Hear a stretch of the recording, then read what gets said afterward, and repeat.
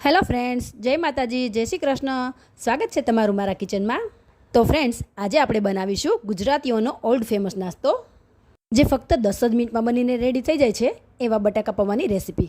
અને આજે આપણે પૌવાને અલગ ટ્રીક અને ટિપ્સ સાથે બનાવીશું, જે ઠંડા થયા પછી પણ ખાવામાં સૂકા નહીં લાગે. તો ફ્રેન્ડ્સ, રેસીપીને સ્કીપ કર્યા વગર જરૂરથી જોજો. અને મારી આ રેસીપી પસંદ આવે તો વિડીયોને લાઇક અને ફ્રેન્ડ્સ ગ્રુપમાં શેર જરૂરથી કરજો. તો ચાલો બનાવીએ. તો બટાકા પૌવા બનાવવા માટે અહીંયા મેં 2 કપ જેટલા આ રીતના જે મોટા પૌવા આવે તે લઈ લીધા છે. બટાકા પૌવા બનાવવા માટે આપણે હંમેશા આ રીતે મોટા જ પૌવા લેવાના. તો હવે આપણે પૌવાને આ રીતે પાણીથી એકદમ સારી રીતે ધોઈ લેશું અને ત્યાર પછી તેને નીતરવા મૂકી દેશું. ફ્રેન્ડ્સ, તમે પૌવાને ડાયરેક્ટ નળ નીચે રાખીને પણ ધોઈ શકો છો. તો અહીંયા મેં આ પૌવાને એકદમ સારી રીતે ધોઈ લીધા છે. અને પૌવા બન્યા પછી ખાવામાં બિલકુલ ફિક્કા ન લાગે એના માટે અત્યારે હું આ પૌવામાં 1 ટીસ્પૂન જેટલું મીઠું એડ કરી રહી છું. આ રીતે મીઠું એડ કરવાથી શું થશે કે પૌવામાં એકદમ સારી રીતે મીઠું ચડી જાય છે અને તે ખાવામાં બિલકુલ ફિક્કા નહીં લાગે. તો આપણે પૌવામાં મીઠું એકદમ સારી રીતે મિક્સ કરી લીધું છે. તો હવે તેને સાઈડ પર રાખી દઈશું અને તેનો વઘાર રેડી કરીશું. તો વઘાર કરવા માટે મેં અહીંયા એક કઢાઈ લઈ લીધી છે અને તેમાં એડ કરીશું 3 થી 4 ચમચી જેટલું તેલ. અને તેલ ગરમ થાય એટલે તેમાં એડ કરીશું અડધી ચમચી જેટલી રાઈ. જો તમે ખાતા હોય તો એડ કરવાની. ત્યાર પછી તેમાં 2 થી 3 ચમચી જેટલા સિંગના દાણા એડ કરીશું અને અડધી ચમચી જેટલું જીરું એડ કરીશું અને 1 મિનિટ માટે તેને થવા દઈશું. અત્યારે અહીંયા આપણે આ દાણાને 50% જેટલા જ કૂક કરવાના છે અને 50% જેટલા બાકીના મસાલા સાથે કૂક કરીશું. અને થોડા મીઠા લીમડાના પાન, 1 કટ કરેલું લીલું મરચું અને અડધી ચમચી જેટલું ક્રશ કરેલું આદું એડ કરીશું. આદુને તમે પેસ્ટ પણ લઈ શકો છો. ને એકદમ સારી રીતે બધું મિક્સ કરીને અડધી મિનિટ જેવું તેને થવા દઈશું. અને હવે એડ કરીશું પૌવાને એકદમ ટેસ્ટી બનાવવા માટે અડધો કપ જેટલી ઝીણી કટ કરેલી ડુંગળી.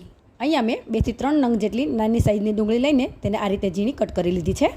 અને ડુંગળીને આપણે થોડો કલર ચેન્જ થાય ત્યાં સુધી થવા દઈશું. અને હવે 2 મીડિયમ સાઇઝના બટાકા લઈને તેને આ રીતે પીસમાં કટ કરી લીધા છે તે એડ કરીશું. એકદમ સારી રીતે બધી વસ્તુને મિક્સ કરી લઈશું. અહીંયા આપણે આ ડુંગળી અને બટાકાને થોડા ક્રન્ચી રહે એટલા જ કૂક કરવાના છે.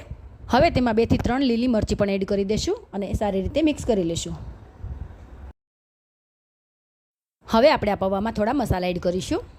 1 ચમચી જેટલી હળદર એડ કરીશું અને સ્વાદ પ્રમાણે મીઠું એડ કરીશું. મીઠું આપણે પૌવામાં પણ એડ કરેલું છે, અત્યારે આપણે બટાકાના ભાગનું જ એડ કરવાનું છે. હવે મિક્સ કરીને આપણા બટાકા થોડા ક્રન્ચી રહે ત્યાં સુધી તેને કૂક કરી લઈશું.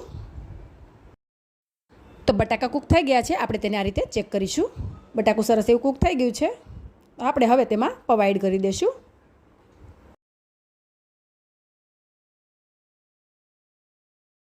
અહીંયા જુઓ ફ્રેન્ડ્સ, આપણા પૌવા એકદમ સરસ એવા છૂટા થયા છે. તો હવે આપણે પૌવાને એકદમ સારી રીતે મિક્સ કરી લઈશું.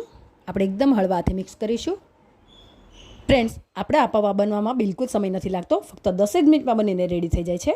તો તમે ગમે ત્યારે સવાર કે સાંજના નાસ્તામાં બનાવી શકો છો. તો આ ટ્રીકથી તમે પણ એકવાર જરૂરથી ટ્રાય કરજો અને મને ફીડબેક આપવાનું ભૂલતા નહીં. તો હવે આપણે આ પૌવામાં 1 ચમચી જેટલી ખાંડ એડ કરીશું. ખાંડ એડ કરવાથી આપણા પૌવા એકદમ ખાટા અને મીઠા ટેસ્ટી બનીને રેડી થશે. અને અડધા લીંબુનો રસ એડ કરી દઈશું. ફ્રેન્ડ્સ, ખાંડ ટોટલી ઓપ્શનલ છે, પણ આ ટ્રીકથી એકવાર ટ્રાય જરૂરથી કરજો. તો હવે કરીશું મિક્સ. અને મિક્સ કર્યા પછી આ પૌવાને આપણે ઠંડા થયા પછી સૂકા ના લાગે અને ખાવામાં ગળે ન અટકે એના માટે આપણે આ રીતે હાથમાં થોડું પાણી લઈને એના ઉપર આ રીતે છાંટી દેવાનું છે. આ ટ્રીકથી જ આપણા પૌવા એકદમ સોફ્ટ બનીને રેડી થશે. તો એકવાર જરૂરથી ટ્રાય કરજો. અને ફ્રેન્ડ્સ, તમે મારા આ વિડીયો કયા શહેરથી જોઈ રહ્યા છો તે મને જરૂરથી જણાવજો. એકદમ હળવા હાથે આપણે બધી વસ્તુને મિક્સ કરી લેશું. તો આપણા પૌવા બનીને રેડી થઈ ગયા છે. તમે જોઈ શકો છો ફ્રેન્ડ્સ, બન્યા છે ને એકદમ મસ્ત, જોતાં જ ખાવાનું મન થઈ જાય એવા. તો હવે આપણે પૌવાને સર્વિંગ ડીશમાં લઈ લેશું. અને ફ્રેન્ડ્સ, જો તમે મારી ચેનલમાં નવા છો અને હજુ સુધી ચેનલને સબસ્ક્રાઈબ નથી કરી તો જરૂરથી કરી દેજો અને નવા વિડીયો જોવા માટે બેલ આઇકોન પ્રેસ કરી દેજો. તો ફ્રેન્ડ્સ, તૈયાર છે આપણા એકદમ સુપર સોફ્ટ અને ટેસ્ટી બટાકા પૌવા. બાય ફ્રેન્ડ્સ, જય માતાજી, જય શ્રી કૃષ્ણ. ફરી મળીશું નવી રેસીપી સાથે. Thanks for watching.